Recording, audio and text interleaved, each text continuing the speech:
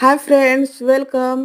मी काल शॉपिंगला गेले होते. मला काही वस्तू घ्यायच्या होत्या, कानातले वगैरे. तर मी इथं कन्फ्यूजच झाले, कारण खूप सुंदर सुंदर कानातले होते.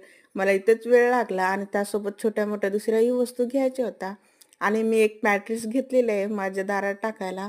माझ्याकडे आहे पहिलेची, पण ती कपड्याची आहे, म्हणून म्हणलं आता प्लास्टिकची घ्यावी, कारण कपड्याची ना ना पाणी थोडंफार येतच घरामध्ये ओले पाय, म्हणून ही घेतली, रिप्लेस केली. आणि मी एक गल्ला घेतला, कारण माझ्याकडे जो गल्ला होता ना त्याला कट करून त्यातले पैसे यूज केलेत मी.